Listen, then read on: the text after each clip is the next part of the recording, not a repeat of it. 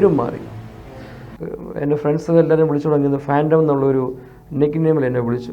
എല്ലാ കാര്യത്തിനും ഫ്രണ്ടിൽ, ഏത് പ്രശ്നങ്ങൾക്കും എല്ലാത്തിനും മുമ്പിൽ. അങ്ങനെ ഒരു ലൈഫായിട്ട് അങ്ങ് മാറി. സത്യത്തിൽ പെന്തക്കോസ്തൽ സത്യങ്ങൾ മനസ്സിലാക്കിയതായ, എപ്പോഴും നല്ല ശമരിയാക്കാരനെ പറ്റി പ്രസംഗിക്കുന്ന നമ്മുടെ ശുശ്രൂഷകർ ആരും വരണ്ടില്ല. ജിഗോ, what happen to you? What's wrong? You are fighting with somebody. Which language are you talking? പരിശുദ്ധാത്മാവിനെ പ്രാപിക്കുക ഏറ്റവും ഉപരിയായിട്ട്. പരിശുദ്ധാത്മാവിനെ പ്രാപിച്ചു കഴിഞ്ഞാൽ അത് നമ്മളെ സത്യത്തിലേക്കും നീതിയിലേക്കും വഴി നടത്തുന്ന ഒരു പ്ലാറ്റ്ഫോമാണ്. അത് ആ പ്ലാറ്റ്ഫോമിൽ നമ്മൾ എത്തിക്കഴിഞ്ഞാൽ ഈസിയാണ്.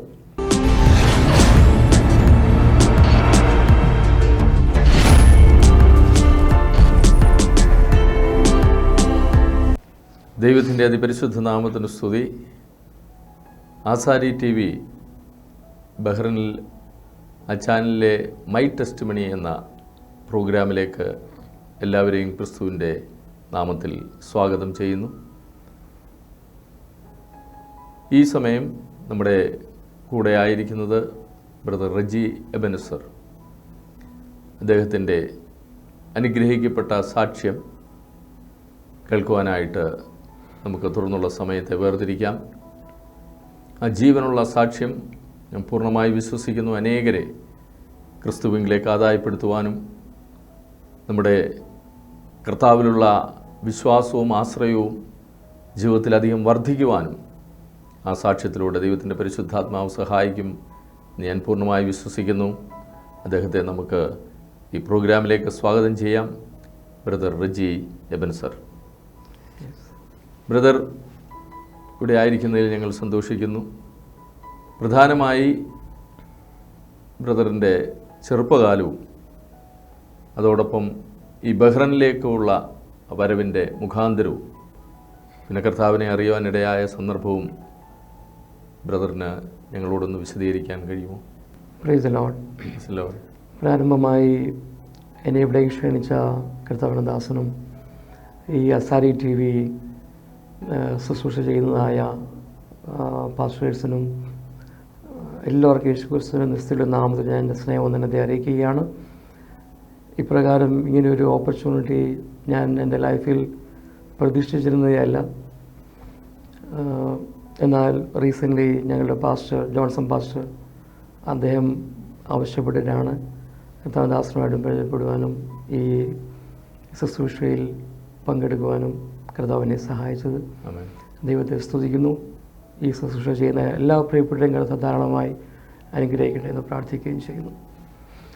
കർത്താവദാസൻ ആവശ്യപ്പെട്ടതുപോലെ എൻ്റെ ജനനം ബോംബെയിലായിരുന്നു. എൻ്റെ മാതാപിതാക്കൾ അവിടെയായിരുന്നു.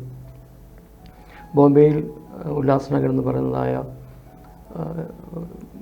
മലയാളികൾ പറയുന്നൊരു കാര്യമുണ്ട്, സെക്കൻഡ് USA. അവിടെയായിരുന്നു എൻ്റെ ജനനവും പഠനവും ഒക്കെ. എൻ്റെ 6th സ്റ്റാൻഡേർഡ് വരെ അവിടെയായിരുന്നു പഠിച്ചിരുന്നത്. ഞങ്ങളൊരു സാമുദായിക പള്ളിയിൽ കൂടി പോരുന്നൊരു ഫാമിലിയായിരുന്നു. എൻ്റെ മാതാവിൻ്റെയും പിതാവിൻ്റെയും രണ്ട് കുടുംബക്കാരും പ്രത്യേകമായ ഒരു സാമുദായിക, അതായത് ഞങ്ങൾ നോൺ പെന്തക്കോസ്റ്റൽസ് ആയിരുന്നു ആദ്യമേ.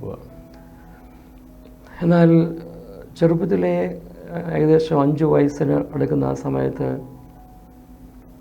എനിക്ക് കരപ്പൻ എന്ന ഒരു അസുഖം ഉണ്ടായി, ചിക്കൻ പോക്സ്, ടോൺസിലൈറ്റിസ്. അതിനായി ബോംബെ JJ ഹോസ്പിറ്റലിൽ അഡ്മിറ്റ് ചെയ്തതായിട്ടാണ് എനിക്കറിവ്. കുറേ അല്പം ദീർഘിച്ചു ആ ഒരു ട്രീറ്റ്മെൻറ്റ്.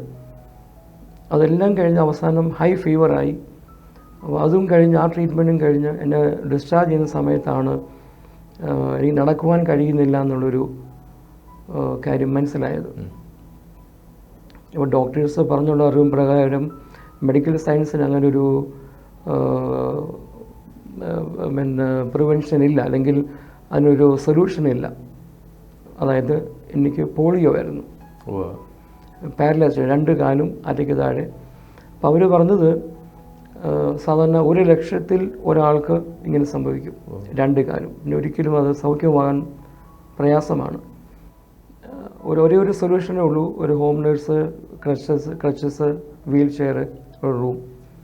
പിന്നെ അവർ പറഞ്ഞായിട്ടേ അറിഞ്ഞപ്പോൾ നിങ്ങൾ നിങ്ങളുടെ ദൈവത്തോട് പ്രാർത്ഥിക്കുക. അവർ ദൈവം മാരേഷ്യൻസ്, അവർക്ക് ദൈവമൊന്നും അവർക്കറിയില്ല. അപ്പോൾ അങ്ങനെ ഇരിക്കുന്ന സമയത്താണ് എൻ്റെ മാതാവിൻ്റെ പേരൻസ് നാട്ടിൽ ബാക്ക് ഹോം കിടങ്ങന്നൂർ, അവർ ദൈവവിശ്വാസത്തിലേക്ക് വന്നു, ഈ ഒരു പെന്തക്കോസ്റ്റ് അനുഭവത്തിലേക്ക് വരുവാനിടയായി ആ സമയത്ത്. ഇപ്പോൾ ബോംബെയിലെ ട്രീറ്റ്മെൻ്റ് എല്ലാം ചെയ്ത് കുറേ ക്യാഷ് മുടക്കി സൊല്യൂഷൻ ഇല്ലാന്ന് മനസ്സിലായപ്പോഴാണ് നാട്ടിൽ നിന്ന് അറിയിച്ചു നാട്ടിലേക്ക് കൊണ്ടുവരിക, അവിടെ നാട്ടുമരുന്ന് അതൊക്കെ കുറേ ചികിത്സകളുണ്ടെന്ന് അവർ പറഞ്ഞു, ആയുർവേദം. കുറേ വൈദ്യന്മാരുമായിട്ട് എൻ്റെ ഗ്രാൻഡ് പേരൻസിന് നല്ല പരിചയമുണ്ട്. അങ്ങനെ വളരെ പ്രതീക്ഷയോടെ അവിടെ കൊണ്ടുവന്നു. അങ്ങനെ അവിടെ കൊണ്ടുവന്ന് ആസ് പെർ ദി പ്രിസ്ക്രിപ്ഷൻ ആദ്യമായിട്ട് അത് ഓപ്പൺ ചെയ്ത് നോക്കിയപ്പോൾ അതിലെന്തൊക്കെയോ തെറ്റായ മരുന്നുകളുണ്ടായിരുന്നു. അതൊരു പോയ്സണസ് മരുന്നായതുകൊണ്ട് ആ വൈദ്യൻ പറഞ്ഞു, വീണ്ടും എഴുതി കൊടുത്തു. സെക്കൻഡ് ടൈം ആ ഭരണി പൊട്ടിച്ച് നോക്കിയപ്പോൾ ചിലന്തി എടുക്കുന്നുണ്ട്. അപ്പോൾ അതോടുകൂടി അദ്ദേഹം അപ്സെറ്റായിട്ട് ഇനി ഞാൻ തന്നെ ചെയ്യാമെന്ന് പറഞ്ഞ് അദ്ദേഹം പോയതാണ്, പിന്നീട് വന്നിട്ടില്ല. ആ സമയത്താണ് എൻ്റെ ഗ്രാൻഡ് പാരൻസ് കൂടി പോകുന്നതായ കിടങ്ങന്നൂർ ഇടയാറന്മുള്ള ഒരു IPC ചർച്ചുണ്ട്, അവിടെ ഒരു ലോങ് ടൈം ഫാസ്റ്റിംഗ് നടക്കുന്ന സമയമാണ്. അങ്ങനെ ആ മീറ്റിങ്ങിലേക്ക് എൻ്റെ മാതാവിനെയും ഒക്കെ ക്ഷണിച്ചെങ്കിലും പോകാൻ താല്പര്യമില്ലായിരുന്നു. പക്ഷേ ഞാൻ എൻ്റെ മദറിൻ്റെ വീട്ടിലെ കുടുംബത്തെ ആദ്യത്തെ കൊച്ചുമകനാണ്, എൻ്റെ പേരൻസ് ഞാൻ ആദ്യത്തെ മകനാണ്. ഇനി കോസ്റ്റ് ഒരു സൗഖ്യം വേണമല്ലോ എന്നുള്ള പ്രതീക്ഷയിൽ വളരെ നിർബന്ധിച്ച് അവസാനം ആ മീറ്റിങ്ങിന് കൊണ്ടുപോയി. പല കർത്തദാസന്മാർ വരികയും അനേകമായ ദൂതുകളൊക്കെ അറിയിക്കുകയും ചെയ്തു. പക്ഷെ അതിലൊന്നും മാതാവിന് അത്ര വിശ്വാസം പോരായിരുന്നു. എന്നാൽ അവരെല്ലാം പറഞ്ഞ ഒരു സമ്മറി ഇതാണ്: ആദ്യജാതനാണ് യഹോവയ്ക്കുള്ളതാണ്, സമർപ്പിക്കണം, നിങ്ങളുടെ പ്ലാനും പ്രകാരം വിടുവാൻ ഉള്ളതല്ല, കർത്താവിന് വേണ്ടി പ്രയോജനപ്പെടേണ്ട ഒരു പൈതലാണ്. അപ്പോൾ അതൊന്നും ഇത്ര കാര്യമാക്കിയില്ല, എങ്ങനെ സൗഖ്യം വേണം. അപ്പോൾ അങ്ങനെ അവസാനം സമർപ്പിച്ചു, പ്രാർത്ഥിച്ചു എന്നെ കർത്താവിന് വേണ്ടി. അപ്പോൾ അതിൻ്റെ വെളിച്ചത്തിലാണ് അവസാനത്തെ ദിവസമാണ് ഞാൻ എഴുന്നേറ്റ് നടക്കുന്നത്. അത് വലിയൊരു മിറക്കിളായിരുന്നു. അത് എൻ്റെ 2 കാലും ആയുഷ്കാലം മൊത്തം ഇങ്ങനെ കഴിയേണ്ടതാണ് ഒരു മുറിക്കുള്ളിൽ. അന്നറിയില്ലെങ്കിൽ ഇപ്പോൾ മനസ്സിലാകുന്നു, പിശാച് എന്നെ ഒരു മുറിക്കുള്ളിൽ ഒതുക്കി എൻ്റെ ഫ്യൂച്ചർ അങ്ങനെ തളച്ചിടാനുള്ള പ്ലാൻ ആയിരുന്നെങ്കിലും ദൈവത്തിൻ്റെതായ പ്ലാൻ അതായിരുന്നില്ല, കർത്താവിന് വേണ്ടി പ്രയോജനപ്പെടുവാൻ. പക്ഷേ ആ സമയങ്ങളിൽ നമുക്കത് മനസ്സിലാകുന്നില്ല. നമുക്ക് ഈ ഒരു പെന്തക്കോസ്റ്റൽ വിഷനോ കർത്താവുമായിട്ടുള്ള പേഴ്സണൽ റിലേഷൻഷിപ്പ് ആർക്കും ഇല്ല, എക്സെപ്റ്റ് ഗ്രാൻഡ് പാരൻസ്. അവർ റീസെൻ്റ്ലി പെന്തക്കോസ്റ്റലിലേക്ക് വന്നതേ ഉള്ളൂ. ജസ്റ്റ് സൺഡേ പള്ളിയിൽ പോകുന്നു. ബോംബെ ഞങ്ങളുടെ അടുത്തൊരു പള്ളിയുണ്ട്, കല്യാൺ പള്ളിയുണ്ട്, അവിടുത്തെ മെമ്പേഴ്സാണ്. സൺഡേയിൽ പോകുന്നുണ്ട്, വരുന്നുണ്ട്. സൊസൈറ്റി ലൈഫ്, ജസ്റ്റ് പേരിന് വേണ്ടി ക്രിസ്ത്യൻസ് ആയതുകൊണ്ട് പോകുന്നത് മാത്രം. അപ്പോൾ അങ്ങനെ മടങ്ങി വന്നുവെങ്കിലും സൗഖ്യമായി തിരിച്ച് മമ്മി ഞങ്ങൾ ബോംബെയിലേക്ക് വന്നു. പക്ഷെ പിതാവിനത് അത്ര ഇഷ്ടപ്പെട്ടില്ല. പെന്തക്കോസ്റ്റിലെ കാരണം ഞങ്ങളുടെ 2 പേരൻസിൻ്റെയും കുടുംബത്തിൽ പെന്തക്കോസ്റ്റ് നിന്ന് ഇഷ്ടം ആയിരുന്നില്ല. അതൊരു കുറഞ്ഞ ജാതികളുടെ ഒരു വിശ്വാസമാണ് എന്നുള്ളൊരു, അങ്ങനെയുള്ളവർ എപ്പോഴും നമ്മൾ ദൂരെ നിർത്തുന്ന ഒരവസ്ഥയാണ്, എസ്പെഷ്യലി പപ്പയുടെ കുടുംബത്തിൽ. എന്തായാലും വീണ്ടും ഹോസ്പിറ്റലിൽ കൊണ്ടുവന്ന് വൈദ്യശാസ്ത്രം മുഖേന സൗഖ്യമായെന്ന് കാണിക്കുവാനായിട്ട് കുറേ ശ്രമിച്ചു. പക്ഷേ ഫാക്റ്റ് ഈസ് എ ഫാക്റ്റ് അല്ലേ. എന്നിട്ട് പറയുന്നു, എങ്കിലും എൻ്റെ മാതാവിന് അങ്ങനെ ചർച്ചിൽ പോകണമെന്നുള്ള ആഗ്രഹമൊന്നുമില്ല, സൗഖ്യമായി, മാറ്റർ ഈസ് ഓവർ, കാര്യം സാധിച്ചു, ഇനിയിപ്പം ബാക്ക് ടു സെയിം പള്ളി, അങ്ങനെ അങ്ങ് പോകുമായിരുന്നു. അങ്ങനെ ഇരിക്കുകയാണ് പിതാവിന് അബുദാബിയിലേക്ക് പോകാനൊരു ചാൻസ് തുടങ്ങി. 1974 പപ്പ അബുദാബിക്ക് പോയ ശേഷം അപ്പോഴേക്കും മമ്മിയുടെ ബ്രദേഴ്സും സിസ്റ്റേഴ്സും ഒക്കെ ഇവിടെ ഉണ്ട്, ബോംബെയിലുണ്ട്. അവരെല്ലാം പെന്തക്കോസ്റ്റലായി ഈ ഒരു സമയത്തിനുള്ളിൽ. അപ്പം അവരുടെ കൂടെ പോകാനും പ്ലാൻ ഇല്ലായിരുന്നു. മമ്മിക്ക് ഒരു പ്രത്യേകമായ ദർശനമുണ്ടായി. മമ്മി ബോംബെ റെയിൽവേയിൽ വർക്ക് ചെയ്യായിരുന്നു. അപ്പം സാധാരണ വീട്ടിൽ നിന്ന് ഇങ്ങനെ സ്റ്റേഷനിലേക്ക് നടന്ന് നിയർ ബൈ ആണ്, പോകുമ്പോൾ ഒരു ബ്രിഡ്ജുണ്ട്. അപ്പം ഈ പ്രാവശ്യം മമ്മി ഇങ്ങ് ദർശനം കാണുന്നത് വൈറ്റ് ആൻഡ് വൈറ്റ് ആണ്, ബാഗിന് പകരം ബൈബിളാണ്, ഓർണമെൻറ്റ്സ് ഇല്ല. ബ്രിഡ്ജിലൂടെ കയറുന്നതിന് പകരം താഴോട്ട് ഇറങ്ങുന്നു, അവിടെ കുറേ പേര് നിൽക്കുന്നു, സ്നാനപ്പെടുന്നു, കയറി വരുന്നു, ഇത്രേ കണ്ടുള്ളൂ. അപ്പം അതിനുശേഷം മാതാവിന് ആകെ ഒരു ടെൻഷൻ, അപ്പോഴേക്ക് പഴയ കാര്യങ്ങളൊക്കെ ഓർമ്മ വന്നു. പക്ഷെ പെന്തക്കോസ്റ്റ് ഫ്രണ്ട്സ് ആരും ഇല്ല. അപ്പം തിരിച്ചു വന്ന് വൈകിട്ട് സിബ്ലിങ്സിനോട് സംസാരിച്ചപ്പം അവരെല്ലാവരും പറഞ്ഞു എൻ്റെ പിതാവ് ഭയങ്കര കോപിഷ്ഠനായിരുന്നു, ഭയങ്കര ദേഷ്യക്കാരനൊക്കെ ആയിരുന്നതുകൊണ്ട് അവർ പറഞ്ഞു ഞങ്ങൾ ഇനിഷ്യേറ്റീവ് എടുക്കില്ല അങ്ങനെ സ്നാനപ്പെടാനൊന്നും. അങ്ങനെ നെക്സ്റ്റ് ഡേ ഓഫീസിൽ ചെന്നപ്പോൾ അവിടെ ഒരു ഫ്രണ്ടുണ്ട് പെന്തക്കോസ്റ്റിലുള്ളതാണ്. അങ്ങനെ വലിയ കോൺടാക്റ്റ് ഇല്ലെങ്കിലും ഈ ഒരു വിഷയം വേറെ ഷെയർ ചെയ്യാൻ ആരും ഇല്ലാഞ്ഞതുകൊണ്ട് ആ സിസ്റ്ററുമായിട്ട് ഷെയർ ചെയ്തപ്പോൾ അവർ ഇനിഷ്യേറ്റീവ് എടുത്തിട്ട് അല്പം ദൂരെയുള്ള ചർച്ചിൽ മമ്മി കൊണ്ടുപോയി അടുത്ത ദിവസങ്ങളിൽ അവധിയൊക്കെ എടുത്ത്. അങ്ങനെ അവിടെ പോയി ഫാസ്റ്റിംഗ് ഒക്കെ ഇരുന്ന് സ്നാനപ്പെട്ട് പെന്തക്കോസ്റ്റലായി, ഓർണമെൻറ്റ്സൊക്കെ ഊരി. പക്ഷെ അത് പെട്ടെന്ന് എന്തായാലും അബുദാബിയിൽ അറിഞ്ഞു, പിതാവ് പറഞ്ഞു. ബോംബെയിൽ എല്ലാവരും വേണ്ടപ്പെട്ടവരൊക്കെ ഒത്തിരി ഉള്ളതുകൊണ്ട് പെട്ടെന്ന് ന്യൂസ് അങ്ങ് പോയി, ഭയങ്കര പ്രശ്നമായി.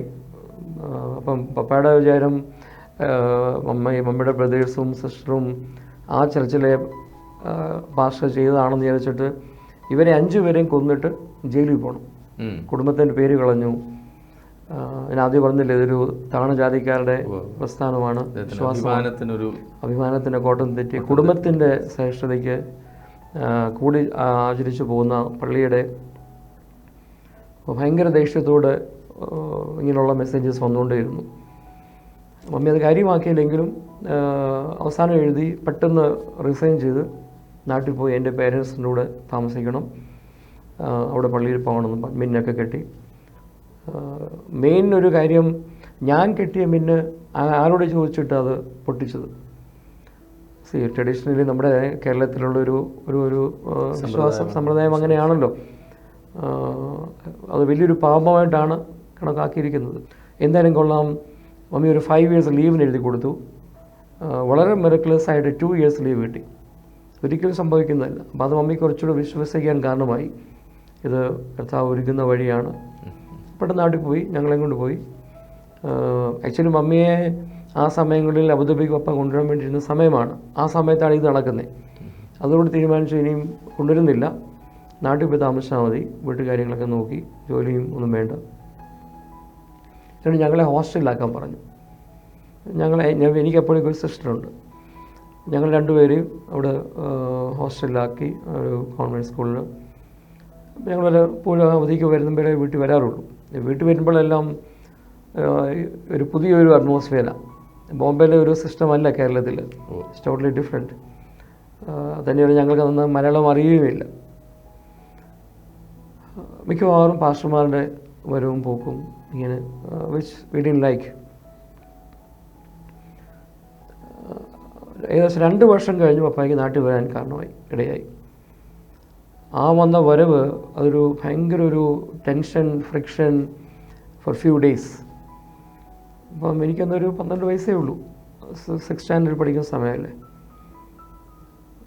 നമുക്കെല്ലാം അറിയാം, എസ്പെഷ്യലി ആൺമക്കൾ അമ്മമാരോട് കൂടുതൽ അടുപ്പം. അപ്പം ഞാൻ പെട്ടെന്ന് കാണുന്നൊരു സീനാരിയോ എന്ന് പറയുന്നത്, പപ്പ വന്നതിൻ്റെ 2 ദിവസം ആരും ഉറങ്ങിയിട്ടില്ല.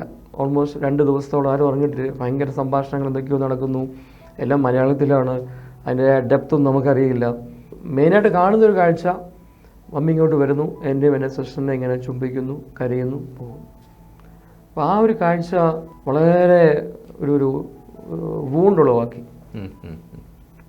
കാരണം ബോംബെ ഞങ്ങൾ അങ്ങനെ ഒരു അങ്കിൾമാരും ആൻറ്റിമാരും അപ്പന്മാരെല്ലാവരും ഇങ്ങനെ അങ്ങനെ ഒരു ഫാമിലി അറ്റ്മോസ്ഫിയർ അവിടെ ബോംബെയിലെ. പപ്പ അങ്ങോട്ട് പോവുകയും ചെയ്തു, പിന്നെ മമ്മിയായിരുന്നു ഉണ്ടായിരുന്നത്. അപ്പം മമ്മി ഇങ്ങനെ ചുംബിച്ചിട്ട്, അപ്പം ആരോട് സംസാരിച്ചപ്പോൾ മനസ്സിലായത് മമ്മി മക്കളെ ഉപേക്ഷിച്ചിട്ട് പോയി, ഞങ്ങളെ ഉപേക്ഷിച്ചിട്ട് പോയി എന്നുള്ളൊരു ഒരു സമ്മറിയാണ് കിട്ടിയത്. അപ്പോൾ അതിൻ്റെ യഥാർത്ഥമായ റീസൺ ചോദിച്ചപ്പോൾ പെന്തക്കോസ്റ്റിൽ പോയി. അപ്പോൾ അന്ന് മുതൽ പെന്തക്കോസ്റ്റ് എന്ന് കേൾക്കുന്ന നമുക്കൊരു അലർജിയായിട്ട് മാറി. ഈ ഉപദേശിമാരെയും വെള്ളയിട്ട് ബൈബിളും പിടിച്ച് ചെരുപ്പൊക്കെ ഇട്ട് ഇങ്ങനെ സ്ഥിരം ആളുകളിങ്ങനെ വരുന്നുണ്ട്. അവരെ കാണുമ്പോൾ തന്നെ നമുക്ക് അലർജിയാണ്, ദേഷ്യമാണ്. കാരണം അവർ കാരണമാണല്ലോ നമ്മിങ്ങനെ പോയത്. അത് മനസ്സിൻ്റെ ഉള്ളിൽ ഇങ്ങനെ കടന്നു. അതൊരു ദേഷ്യമായിട്ട്, ഒരു ഭയങ്കര വൈരാഗ്യമായിട്ട് വന്നു. അത് കാരണം തന്നെ പപ്പയെ ഞങ്ങൾ കൂടുതലെടുത്തു. അപ്പം ഞങ്ങൾ നാട്ടിലാക്കിയ ശേഷം പിന്നെ മമ്മിയുടെ ഇൻകത്തിലല്ലല്ലോ കഴിയുന്നത്. പപ്പ അവിടുന്ന് അപ്പം ഞങ്ങൾക്ക് പ്രത്യേകം ഗാർഡിയനായി ഞങ്ങളെ നോക്കാനും ഞങ്ങളുടെ കാര്യങ്ങളെ അന്വേഷിക്കാനും ഹോസ്റ്റലിൽ നിന്ന് കൊണ്ടുവരാനും ഒക്കെ അതിന് പ്രത്യേകം ആളുടെ അപ്പോയിൻ്റ് ചെയ്തു. ഏത് ആവശ്യത്തിനും പപ്പയെ സമീപിച്ചാൽ മതി. അപ്പം അങ്ങനെ ഒരു ലൈഫ് കണ്ടിന്യൂ ചെയ്തു. സത്യം പറഞ്ഞാൽ ബോംബെയിലാകുന്ന സമയത്ത് ക്ലാസ്സിൽ ഫസ്റ്റ് സെക്കൻഡ് അതിൽ താഴോട്ട് പോയിട്ടില്ല. പിന്നെ മ്യൂസിക് ഡാൻസിനൊക്കെ ഭയങ്കര ഏറ്റവും ഫ്രണ്ട്ലി, നല്ല കൂടുതലായിട്ട് ഇൻവോൾവ് ആയിരുന്നു. വളരെ ക്രേസ് ആയിരുന്നു ആ കാര്യങ്ങളിലൊക്കെ. എന്നാൽ നല്ല സ്ട്രിക്റ്റ് ലൈഫായിരുന്നു. നാട്ടിൽ വന്നു കഴിഞ്ഞപ്പോൾ സത്യം പറഞ്ഞാൽ പേരൻസിനും അറിയില്ല, ആർക്കും അറിയില്ല. നാട്ടിലെ അറ്റ്മോസ്ഫിയർ ടോട്ടലി ഡിഫറെൻറ്റാണ്. വളരെ ഫ്രീഡവും അങ്ങനെ ലൈഫ്. പിതാവ് അബുദാബിയിലാണ്? അപ്പോൾ അബുദാബിയില്ല. അമ്മ കൂടില്ല? മമ്മി വീട്ടില്ല. ഞങ്ങൾ ഹോസ്റ്റലില്ല. ഞങ്ങൾ ഹോസ്റ്റലിൽ വല്ലപ്പോഴും വർഷത്തിൽ 2-3 പ്രാവശ്യം നാട്ടിൽ വരുന്നു, അത്ര മാത്രമേ ഉള്ളൂ. അപ്പോൾ വരുമ്പോഴെല്ലാം കാണുന്ന കാഴ്ച ഇങ്ങനെയാണ്. അപ്പോൾ നാട്ടിൽ വന്നെങ്കിലും മമ്മിക്ക് ഒരു ഫ്രീഡം കിട്ടി, ആരാധനയ്ക്ക് പോകാനൊക്കെ ആയിട്ടും. അങ്ങനെ ഇരിക്കലെ സ്കൂള് നാട്ടിലോട്ട് വന്നതോടുകൂടി പഠിത്തം അല്പം ഉഴപ്പി. ടോട്ടലി ഡിഫറെൻറ്റ് അറ്റ്മോസ്ഫിയർ, ഫ്രണ്ട്സ് എല്ലാം മാറി. വേറൊരു പ്ലാറ്റ്ഫോമാണ് ഇവിടുത്തെ, ബോംബെയിലെ പോലെ അല്ല. അത് ഒത്തിരി ഞങ്ങളെ ബാധിച്ചു. എനിവേ മലയാളം മീഡിയം അല്ല, ഇംഗ്ലീഷ് മീഡിയമാണ്. പക്ഷെ മലയാളം ഒരു സബ്ജക്റ്റ് മസ്റ്റ് ആണല്ലോ. പഠിക്കാനും പ്രയാസം. നെക്സ്റ്റ് ഇയർ ഫെയിലാക്കി. തിരുവല്ല ശാബദ് മിഷനിലായിരുന്നു. അപ്പോൾ ഫെയിലാക്കിയതോടുകൂടി ഞാൻ എനിക്ക് ഇവിടെ കണ്ടിട്ടും താല്പര്യമില്ല. അങ്ങനെ കറ്റാണം പോപ്പേഴ്സ് എന്ന് പറഞ്ഞാൽ കാത്തലിക് സ്കൂളിലോട്ട് മാറ്റി. ഇത് 7th grade ആയിരുന്നു. അവിടെ ഹോസ്റ്റലിലായിരുന്നു. പക്ഷെ അവിടുത്തെ ആ ഹോസ്റ്റൽ ലൈഫ് വല്ലാതെ അഫക്റ്റ് ചെയ്തു. നമ്മളാരെയും തരം താഴ്ത്തുവാൻ ആഗ്രഹിക്കുന്നില്ല. ഐ മീൻ വേറൊരു കൈൻഡ് ഓഫ് ട്രീറ്റ്മെൻ്റ് ആയിരുന്നു. Lot of unwanted things happening there.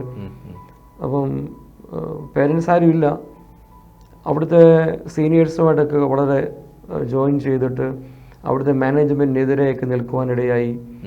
ചില വിഷയങ്ങളൊക്കെ അവിടുത്തെ മാനേജ്മെൻറ്റ് ചെയ്തത് വളരെ തെറ്റായ കാര്യങ്ങളായിരുന്നു. അതൊത്തിരി പറഞ്ഞതുപോലെ ഒത്തിരി മാനസികമായിട്ട് നമ്മളെ അഫക്റ്റ് ചെയ്തു. പഠനത്തെയും ബാധിച്ചു. ടോട്ടലി സത്യം പറഞ്ഞാൽ ലൈഫ് അങ്ങ് ഷാറ്റേഡായി. രണ്ടുപേരും സഹോദരിയും അല്ല, സിസ്റ്റർ ഓക്കെ ആയിരുന്നു. സിസ്റ്ററിന് ഇവിടെ ഗേൾസിന് ഹോസ്റ്റലില്ല.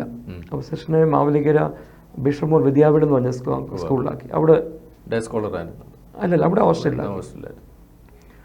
അപ്പോൾ ഇവിടെ ഇപ്പം ഞാൻ മാത്രമേ ഉള്ളൂ. എന്നെ അന്വേഷിക്കാനൊന്നും ആരുമില്ല. സത്യം പറഞ്ഞാൽ തിരുവല്ല SDAയിലെ ആ ഒരു വർഷം നഷ്ടപ്പെട്ടതും ഇവിടുത്തെ ഈ മാനേജ്മെൻറ്റിൻ്റെ ചില വിഷയങ്ങൾ നമുക്ക് ആർക്കും ചേരാൻ പറ്റാത്തത്, അതിനെതിരെ ഞങ്ങൾ കുറച്ച് കുട്ടികൾ പ്രവർത്തിച്ചു. അത് ഭയങ്കര ഇഷ്യൂ ആയി. ഡിസ്മിസ് ചെയ്യണമെന്നായി. അങ്ങനെയുള്ള കാര്യങ്ങൾ വന്നപ്പോഴേക്ക് ഞാൻ പപ്പയെ അറിയിച്ചു, എനിക്ക് ഹോസ്റ്റൽ ഇവിടെ വേണ്ട, അടുത്തിവിടെ. അപ്പോൾ അവിടെ കുറേ ലോഡ്ജുണ്ട്, ഹോസ്റ്റൽ പ്രൈവറ്റ് PG. അതെ. അപ്പോൾ അങ്ങനെ അങ്ങോട്ട് മാറി. സത്യം പറഞ്ഞാൽ അത് കുറേ കൂടെ എൻ്റെ ലൈഫിനെ അങ്ങ് ഫ്രീ ആക്കി, വളരെ ഫ്രീ ആക്കി. സത്യം പറഞ്ഞാൽ ഔട്ട് ഓഫ് കൺട്രോളായി. പക്ഷെ പേരൻസ് ദൂരെയില്ല, ആരും അറിയുന്നില്ലല്ലോ. വല്ലപ്പോഴുള്ള നാട്ടിലോട്ട് പോകുന്നുണ്ടോ. അതൊത്തിരി എൻ്റെ ജീവിതത്തെ തെറ്റായ മാർഗത്തിലേക്ക്, ടീനേജ് സമയം തന്നെയല്ല, എൻ്റെ പേരും മാറി. എൻ്റെ ഫ്രണ്ട്സ് എല്ലാവരും വിളിച്ചു തുടങ്ങിയത് ഫാൻഡം എന്നുള്ളൊരു നെക്ക് നെയിമിൽ എന്നെ വിളിച്ചു. എല്ലാ കാര്യത്തിനും ഫ്രണ്ടിൽ, ഏത് പ്രശ്നങ്ങൾക്കും എല്ലാത്തിനും മുമ്പിൽ. അങ്ങനെ ഒരു ലൈഫായിട്ട് അങ്ങ് മാറി സത്യത്തിൽ. അതിനുശേഷം ഒരു 7 വർഷം എടുത്തു. 7 വർഷത്തോളം മമ്മി എന്ത് ചെയ്തു, ആരാധനയ്ക്ക് പോകുന്നുണ്ട്. പാസ്റ്റർമാരുടെ വളരെ കോണ്ടാക്റ്റ്, ഓരോ പ്രവാചകന്മാർ പറയുന്ന ദൂതുകളൊക്കെ പപ്പായ്ക്ക് എഴുതി അറിയിക്കുമായിരുന്നു. അതിനെല്ലാം റിപ്ലൈ വളരെ സ്ട്രോങ് ആയിട്ട് ബൈബിളിലെ വേർഡ്സ് തന്നെ കോട്ട് ചെയ്ത് പപ്പ ഇങ്ങോട്ടും അറിയിക്കുമായിരുന്നു. പപ്പ നിൽക്കുന്ന പ്രസ്ഥാനമാണ് ശരിക്കുമുള്ള ക്രിസ്ത്യൻ വിശ്വാസം. ഇത് കള്ളന്മാരുടെയാണ്. പെന്തക്കോസ്ത് ചേരണം, കപ്പയും മീനും തിന്നണം, അങ്ങനെയൊക്കെ ഒരു ഋതം, മോശമായുള്ള ഒരു കാര്യങ്ങൾ അന്നേ ഉണ്ട്. അപ്പോൾ ഏറ്റവും ഒടുക്കമായിട്ട് മമ്മി എഴുതി അറിയിച്ചത് 2 പ്രവാചകന്മാരെ കൊടുത്തൊരു പ്രവചനമായിരുന്നു. ഇനിയും മറുത്ത് മത്സരിക്കുക ഇങ്ങനെ പോവുകയാണെങ്കിൽ നാട്ടിൽ വരുന്നത് സ്വയമായി വരില്ല, നോർമൽ വരവല്ല. അപ്പോൾ അത് എല്ലാവരെയും ഒരു ഷോക്കായിപ്പോയി. വളരെ എന്തുമായിരിക്കും, മരണമാണോ എങ്ങനെയാണോ ഒന്നും അറിയില്ല, പാരലൈസ്ഡ് ആണോ. എന്തായാലും ആ ഒരു പ്രവചനം മാത്രം മറുപടി തരാൻ പറ്റിയില്ല. അതിനു മുമ്പേ അപ്പോൾ സെക്കൻഡ് ഫ്ലോറിൽ താഴെ വീണു,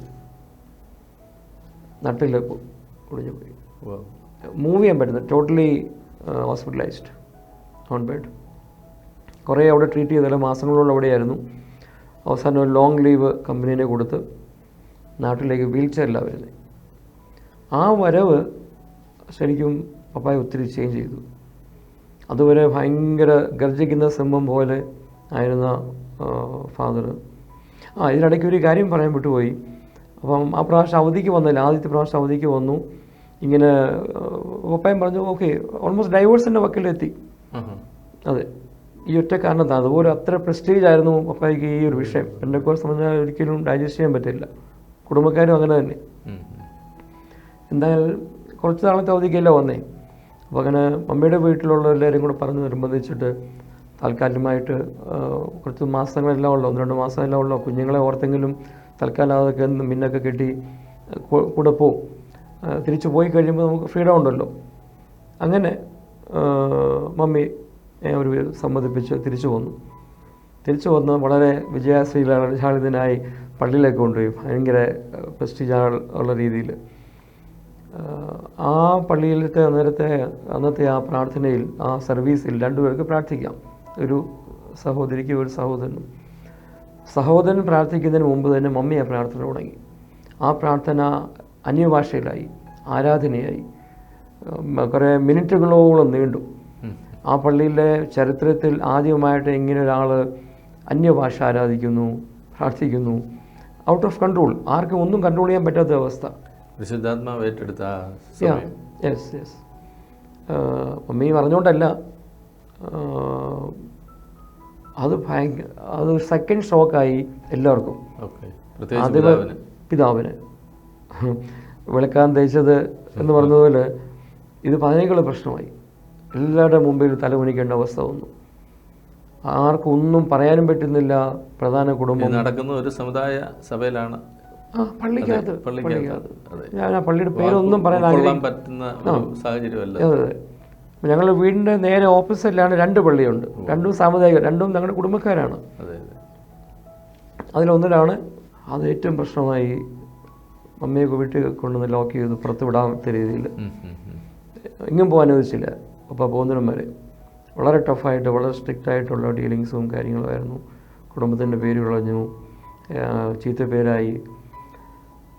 പിന്നെ അങ്ങനെ എന്തായാലും അതങ്ങനെ കഴിഞ്ഞു. പപ്പ പോയി കഴിഞ്ഞു, വീണ്ടും ഫ്രീഡമായി. Again back to normal. ഞങ്ങൾ ഹോസ്റ്റലിലാക്കി.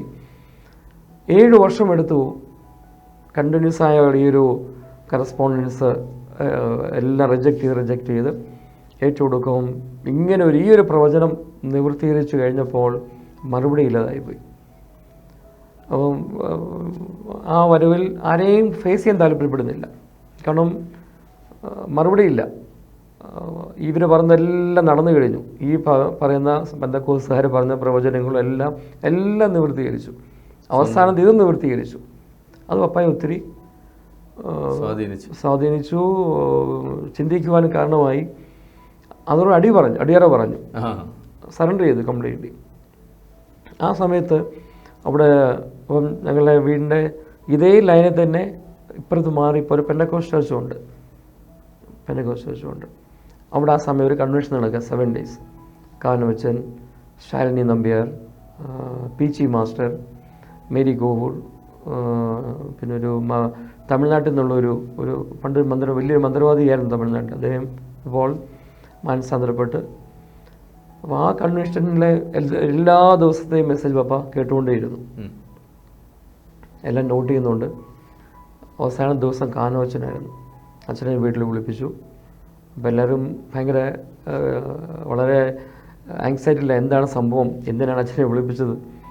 പക്ഷേ അച്ഛൻ്റെ മുമ്പിൽ അടിയറ പറഞ്ഞ് കുമ്പസരിക്കാൻ വിളിപ്പിച്ചത് അച്ഛൻ്റെ അടുത്ത്. തെറ്റായിപ്പോയി. എൻ്റെ ഒത്തിരി ആയുസ് ഞാൻ വെറുതെ കളഞ്ഞു. അപ്പം ഇങ്ങനെയൊക്കെ ആണെങ്കിലും മമ്മിയെപ്പറ്റി ഒരു നല്ല സാക്ഷ്യം അപ്പ പറയുന്നത് 99% അവൾ ഓക്കെയാണ്. She is okay. എല്ലാ കാര്യങ്ങളും അനുസരിക്കുന്നുണ്ട്, ഒരു കുഴപ്പമില്ല. പക്ഷേ ഈ ഒരു കാര്യത്തിൽ മാത്രമേ ഉള്ളൂ എനിക്കൊരു കുറ്റം പറയുവാൻ. ഏതാ പെന്തക്കോസ്റ്റിൽ പോയി എന്നുള്ളൊരു കുറ്റം എല്ലാവരൊന്നും പറയുവാനില്ല. അപ്പോൾ നല്ലൊരു മാതൃകയാണെന്നുള്ളത് അച്ഛനോട് സമ്മതിച്ചു. അപ്പം പപ്പയെ സംബന്ധിച്ചോളം ഇത് അക്സെപ്റ്റ് ചെയ്യാൻ തയ്യാറാണ്.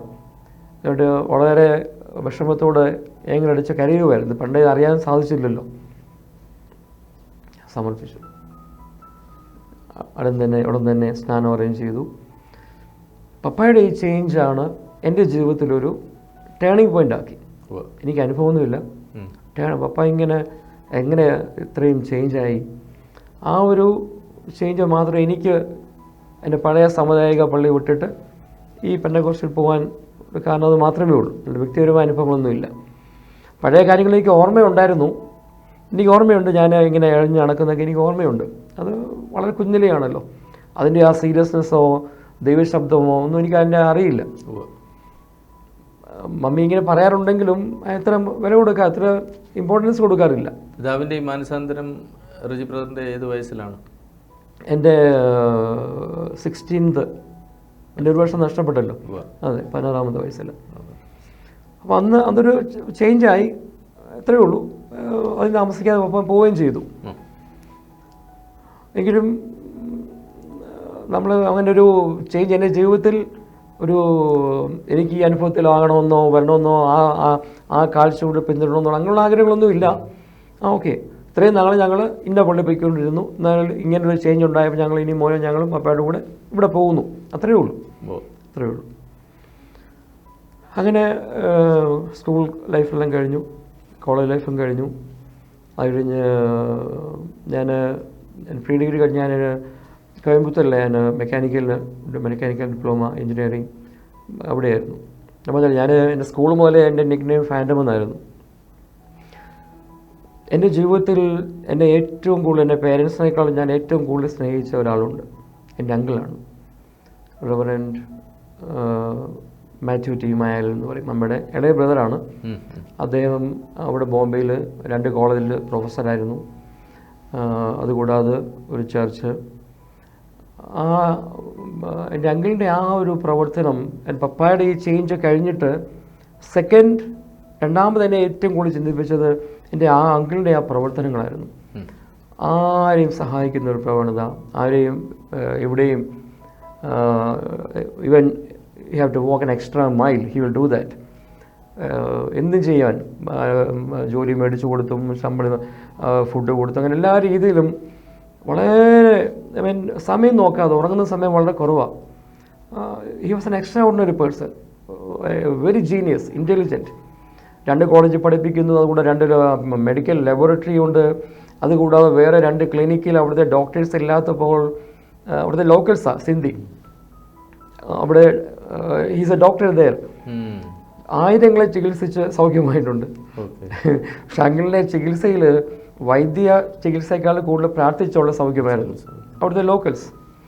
സോ ഈ അങ്കിളിൻ്റെ ഈ ലൈഫ് എന്നെ വളരെ, പപ്പ കഴിഞ്ഞാൽ പിന്നെ അങ്കിളിൻ്റെ ഈ ലൈഫാണ് ഏറ്റവും കൂടുതൽ എന്നെ ആകർഷിച്ചത്. പെന്തക്കോസ്റ്റൽ പിന്നെ മമ്മിയാണ് മുഖാന്തരം, അതെനിക്കറിയാം. അപ്പോൾ എൻ്റെ കോളേജ് കഴിഞ്ഞ്, സ്കൂൾ കഴിഞ്ഞ് എൻ്റെ അങ്കിൾ 2 കോളേജിൽ എനിക്കൊരു അഡ്മിഷൻ എടുത്തു വെച്ചു 11th. പക്ഷെ ഞാൻ അപ്പോഴേക്കും കേരളത്തിൽ അങ്ങ് എസ്റ്റാബ്ലിഷായി. കുറേ ഫ്രണ്ട് സർക്കിളും ഇങ്ങനെ ഒരു നിക് നെയിമും കുറേ ആളുകൾ ബാക്ക് സപ്പോർട്ടും ഒക്കെ ആയിട്ട് ഞാനപ്പോഴേക്കും എന്ത് ചെയ്തു, പെട്ടെന്ന് ബിഷമ കോളേജിൽ ഞാൻ അഡ്മിഷൻ എടുത്തു. അങ്കിളിൻ്റെ ആ ഓഫർ റിജക്റ്റ് ചെയ്തിട്ടാണ് എനിക്ക് ഈ കേരളത്തിലെ അറ്റ്മോസ്ഫിയർ ഇപ്പം എനിക്ക് സൂട്ടായി, അഡ്ജസ്റ്റ് ചെയ്തു. അതുപോലെ ക്രൗഡ് എൻ്റെ കൂടെ ഉണ്ട്. എൻ്റെ ആ മെയിൻ ഗോളൊക്കെ മാറി. പണ്ട് ബോംബെയിലായിരുന്നപ്പം ഫസ്റ്റ് ആൻഡ് സെക്കൻഡ് ആയിരുന്നു. അതെ, ഇപ്പോൾ ഇവിടെ കഷ്ടിച്ച് പാസ്സാവും. താഴേന്ന് ഫസ്റ്റ്, താഴേന്ന് ഫസ്റ്റ്, എന്നാൽ പാസ്സാവും. അത്രത്തോളം മാറി. എനിക്ക് ഇടയ്ക്ക് ഞാൻ പ്രേക്ഷകരോട് പറയാനുള്ള ഒരു കാര്യം, എല്ലാവരോടും പറയാനുള്ള ഒരു കാര്യം, കാരണം ഒരു മെയിൻ ടോപ്പിക്ക്, പേരൻസ് തമ്മിൽ എന്തുമായിക്കോട്ടെ, whatever issues they have, ഒരാളെപ്പോഴും കൂടെ മക്കളുടെ വേണം. Either father or mother. ഏതെങ്കിലും ഹോസ്റ്റലിലോ ബോർഡിങ്ങിലോ ആക്കി അവരിങ്ങനെ കൊണ്ട്, I'm sorry for the word, ഇങ്ങനെ ഡംപ് ചെയ്യാതെ അറ്റ്ലീസ്റ്റ് അമ്മയെങ്കിലും കൂടെ വേണം. എസ്പെഷ്യലി ഈ ഒരു ടൈം എന്ന് പറഞ്ഞാൽ വളരെ ചേഞ്ചസ് ഉണ്ടാക്കിക്കൊണ്ടിരുന്ന സമയമാണ്. ഇപ്പോഴത്തെ ടെക്നോളജി ഒന്നും വന്നില്ല എങ്കിൽ തന്നെയും ഓരോ സ്റ്റേറ്റിനും ഓരോ കൾച്ചറുണ്ട്. അന്നത്തെ ബോംബെയിലെ കൾച്ചർ എന്ന് പറഞ്ഞാൽ ടോട്ടലി ഡിഫറെൻറ്റാണ്. വളരെ ശാന്തമായ lot of families, lot of children, ഇങ്ങനെയുള്ള ഒരു യാതൊരു കാര്യങ്ങളൊന്നും അവിടെ അന്നില്ല. പക്ഷെ കേരളത്തിൽ എനിക്ക് തോന്നുന്നു കുറേ കൂടി അഡ്വാൻസ്ഡ് ആയിരുന്നു.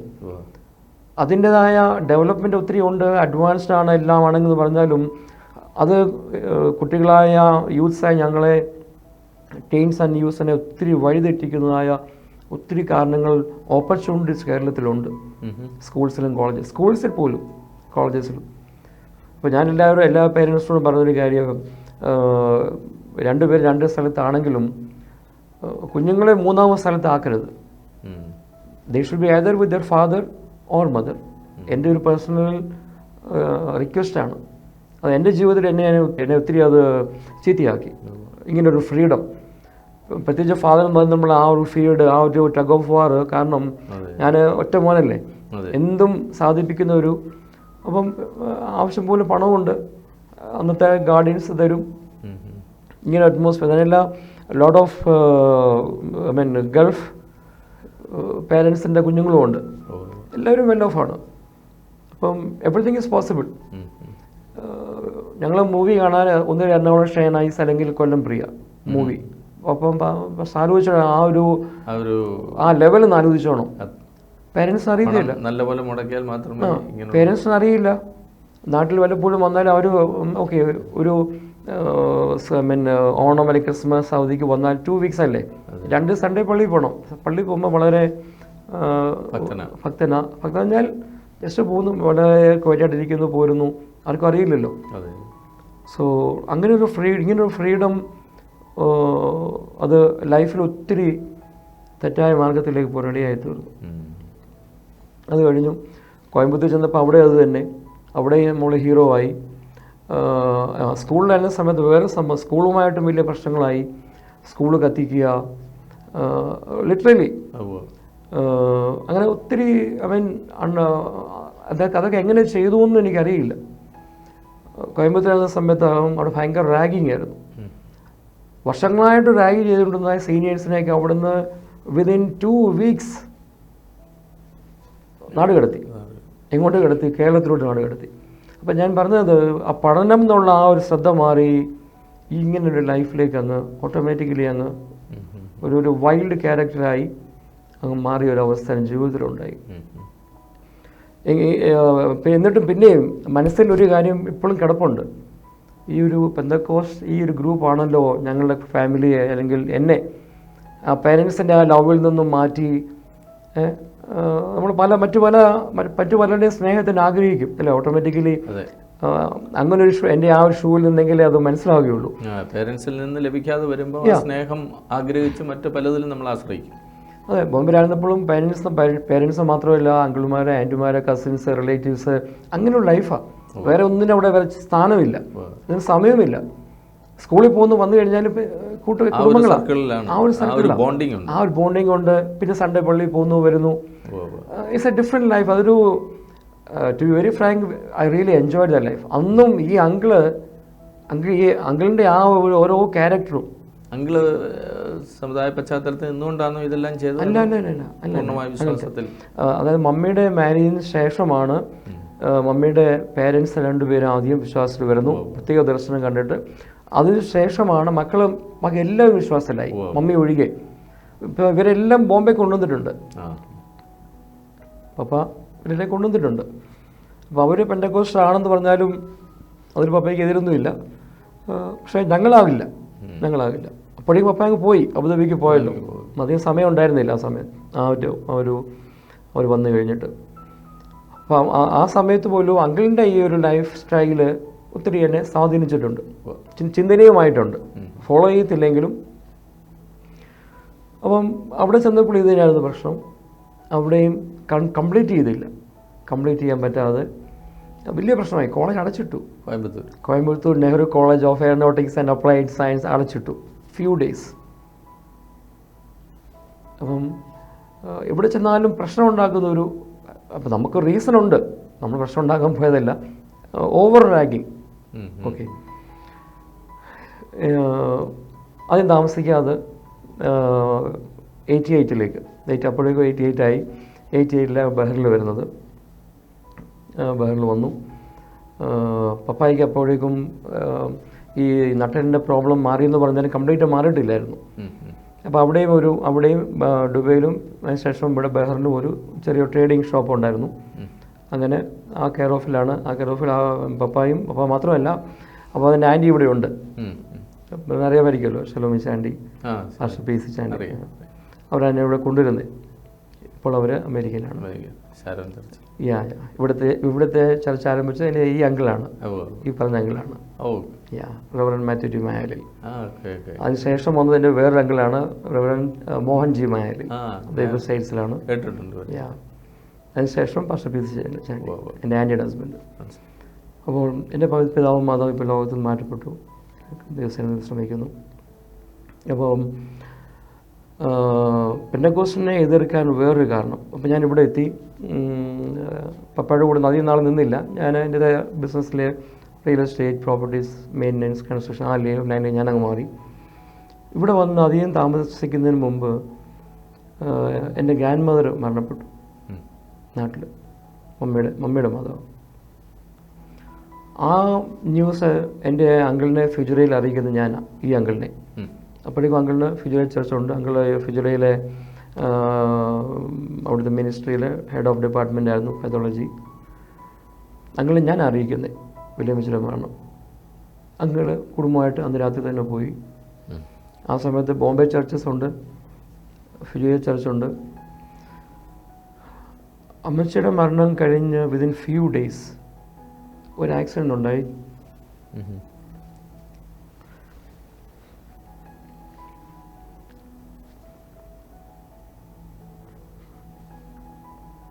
ആ ആക്സിഡൻറ്റിൽ അങ്കിൾ മരണപ്പെട്ടു. എവിടെ വെച്ചാണ്? നാട്ടിൽ വെച്ച്. ഈ മരണം വീണ്ടും എൻ്റെ ജീവിതത്തിൽ വളരെ ദൈവത്തെ തന്നെ ചോദ്യം ചെയ്തു. കാരണം ഇങ്ങനെ ജീവിക്കുന്ന ഒരാൾ, ഞാനിവിടെ 88 വന്നെങ്കിലും 6 മാസം യു എയിലായിരുന്നു, ഒന്ന് വിസിറ്റിങ്ങിന് എവിടെ എല്ലാം വന്ന്. അങ്കിളുടെ കൂടെ അവിടെയായിരുന്നു. അവിടെ യു എയിലും വേറെ അങ്കിളുണ്ടായിരുന്നു പൊതുവിൽ. അവിടെ കസിൻസ് കുറേ ഉണ്ടായിരുന്നു. അവിടെ ഒരു 6 മാസത്തോളം അവിടെയായിരുന്നു. അപ്പോൾ അവിടെ ചെന്നപ്പോഴും ഞാൻ അങ്കിളിന് ഓരോ പ്രവർത്തനങ്ങളും കണ്ടതാണ്. വളരെ വളരെ ശുഷ്കാന്തിയോടെ ഓടി നടന്ന് ആളുകളെ സഹായിക്കുകയും ദൈവകാര്യങ്ങളും ആത്മീയ വിഷയങ്ങളും. പക്ഷെ ഈ ഒരു മരണം എൻ്റെ ജീവിതത്തിൽ ഒരു ചോദ്യചിഹ്നമായി, ദൈവത്തോട് തന്നെ ഒത്തിരി ചോദ്യചിഹ്നങ്ങളായി. ഞാനങ്ങ് ആരോടും പറയാനും പറ്റുന്നില്ല, ആരോട് ചോദിക്കാൻ, ആരോട് പറയാൻ. ഉള്ളിൽ ഞാനങ്ങ് I really hated this field. അതിനുശേഷം ബിസിനസ് അല്പം ചെറിയ തകർച്ച ഉണ്ടായി. അതുകൂടെ ആയപ്പോഴത്തേക്ക് ഉള്ളിൽ പിന്മാറ്റം ഇങ്ങനെ ചെറുതായിട്ടിങ്ങനെ, കാരണം പെട്ടെന്നല്ലല്ലോ പിന്മാറിപ്പോകുന്നത്. അല്ലെങ്കിൽ അധികം അതുപോലെ ദൈവരൂപയിലായിരിക്കേണ്ട ഒരവസ്ഥ ഉണ്ടായിരിക്കണം. അതുപോലെ കർത്താവുമായിട്ട് ഒരു അറ്റാച്ച്മെൻറ്റ് ഉണ്ടായിരിക്കണം. അങ്ങനെ പേഴ്സണൽ അറ്റാച്ച്മെൻറ്റ് എനിക്ക് ഉണ്ടായിട്ടില്ല. പപ്പായുടെ രൂപാന്തരം എനിക്കൊരു കാരണമായി. അങ്കിളിൻ്റെ ഈ പ്രവർത്തനങ്ങളൊക്കെ വളരെ എന്നെ, ഞാൻ യു എ ചെന്ന സമയത്തും അവിടെ അങ്കിളിൻ്റെ കൂടെ പല സ്ഥലങ്ങളിൽ പോവുകയും അങ്കിളുടെ മെസ്സേജ് ഞാൻ ട്രാൻസ്ലേറ്റ് ചെയ്യുകയൊക്കെ ചെയ്തിട്ടുണ്ട്. അപ്പം അവിടെയും അങ്ങനെ നല്ലൊരു ഓപ്പർച്യൂണിറ്റി എനിക്ക് വളരുവാൻ കിട്ടി. അപ്പം പണ്ട് കോളേജിൽ അഡ്മിഷൻ എടുത്തിട്ട് അങ്ങോട്ട് വിളിച്ച് ഞാൻ പോയില്ല. അപ്പോൾ അങ്കിൾ പലപ്പോഴും പറയാറുണ്ട്, അന്നേ വന്നിരുന്നെങ്കിൽ അവിടെ ആത്മീയമായിട്ടും വളരെ ചാൻസ് ഉണ്ടാകുമായിരുന്നു. അന്ന് ഞാൻ പോയില്ല. യു എയിലായിരുന്ന സമയത്തും എന്നെ അങ്കിള് ഒത്തിരി കമ്പൽ ചെയ്തു യു എയിൽ നിൽക്കാനായിട്ട്. പക്ഷെ എനിക്കെന്തോ ബഹറിനോട് താല്പര്യമായി. തിരിച്ച് ബഹറിൽ വന്നു. അതിനുശേഷം വിവാഹം നടന്നു. വൈഫ് ഹൗസ് പുനലൂർ, വൈഫിന് ബനാനി. മാരീഡായി, ബിസിനസ്സിലിങ്ങനെ പോകുന്നുണ്ട് ഗ്രാജുവലി. പക്ഷെ ചോദിച്ചതിൽ നിന്ന് ഒത്തിരി മുമ്പോട്ടേക്ക് പോകുന്നു. ഇടയ്ക്ക് എന്തെങ്കിലും ചോദിക്കാം. തുറന്ന് വിവാഹത്തിൻ്റെ ആ കാര്യം കൂടെ ഒന്ന് വ്യക്തമാക്കിയാൽ എങ്ങനെയായിരുന്നു? ഞാൻ ആക്ച്വലി ചില പ്രത്യേക കാരണങ്ങളാൽ വിവാഹം കഴിക്കാനുള്ള താല്പര്യമില്ലായിരുന്നു, അങ്ങനൊരു ആഗ്രഹമില്ലായിരുന്നു. എന്നാൽ എൻ്റെ സിസ്റ്ററിൻ്റെ മാരേജിന് ഞാൻ പോയതാണ്. അങ്ങനെ സിസ്റ്ററിൻ്റെ മാരേജിന് പോയ സമയത്ത് ഈ പറഞ്ഞതുപോലെ പെന്തക്കോസ്റ്റിലാണല്ലോ, വീട്ടിൽ പണ്ടുപോലെ പറയുന്നുണ്ട്, ഏതെങ്കിലും പ്രവാചകന്മാരെ ഫോൺ ചെയ്ത് കിട്ടുന്നില്ലെങ്കിൽ ആലീസ് ചോദിച്ചാൽ മതി, മമ്മിയുടെ പേര് ആലീസ, എബനേസറിൽ കാണും, അല്ലെങ്കിൽ അവളോട് വിളിച്ചാൽ മതി. അങ്ങനെ മമ്മിയുടെ ഒരു ഹരമായിരുന്നു പ്രവചനം, പ്രവാചകന്മാർ, വെളിപ്പാട്, ദർശനം. ശരിക്കും പറഞ്ഞാൽ ഞാൻ ഗൾഫിൽ വന്ന ശേഷവും നാട്ടിൽ വീടുമായിട്ട് കണക്ട് ഒത്തിരി പാസ്റ്റേഴ്സിനെ കോണ്ടാക്റ്റ് ഉണ്ടായിരുന്നു. ഇവിടെ പലരും വരുവാനൊക്കെ കർത്താവ് വഴിയൊരുക്കി അനേകർക്ക് അത് അതൊരു ആശ്വാസമായിരുന്നു. ആത്മീയത്തിൻ്റെ കൂടുതൽ കൊണ്ടല്ല, പിതാവിൻ്റെ ഒരു ചാരിറ്റി നേച്ചർ ഉണ്ടായിരുന്നു. അപ്പോൾ അത് എന്നിലേക്കും പകർന്നിട്ടുണ്ട്. മറ്റുള്ളവരെ സഹായിക്കുക, അറ്റ് എനി കോസ്റ്റ്, എന്ത് പ്രശ്നമാണെങ്കിലും അത് അവരിടപെട്ട് സോൾവ് ചെയ്ത് പലരെ സഹായിക്കുക എന്നുള്ളൊരു അങ്ങനൊരു ക്യാരക്ടർ എനിക്കുണ്ടായിരുന്നു. അപ്പോൾ അങ്ങനെ 2-3 ആലോചന വന്നു, 2-3 പേരിൽ കൂടെ ആലോചന പ്രകാരം ഈ ഒരു മാരേജ് പ്രപ്പോസൽ ദൈവമെന്ന് മനസ്സിലായി. അങ്ങനെയാണ് മാരേജ് കഴിഞ്ഞ് ഒരു മാസത്തിനുള്ളിൽ ഞങ്ങൾ ഒരുമിച്ച് ബഹറിന് വന്നു. പിന്നെ ഇവിടെയായിരുന്നു. 3 കുഞ്ഞുങ്ങൾ, മൂത്ത മോൻ ജെറോമി, രണ്ടാമത്തെ മോൻ ജോനാഥൻ, മോളൻ ജമീമ, 3 മകൾ. ഈ കുടുംബജീവിതത്തിലേക്ക് വന്നതിന് ശേഷം ബിസിനസ് കണ്ടിന്യൂ ചെയ്തിരുന്നു? ബിസിനസ് അതുപോലെ ബിസിനസ്സിലായിരുന്നു, കണ്ടിന്യൂ ചെയ്യുമായിരുന്നു. വന്ന സമയത്ത് ഒരു പാർട്ട് ടൈമായിട്ട് 1-2 GAC എന്ന് പറഞ്ഞ കമ്പനിയിൽ വർക്ക് ചെയ്തിരുന്നു. അത് പാർട്ട് ടൈമായിട്ടായിരുന്നു. GAC, Gulf agency. ഓക്കെ. അതെ.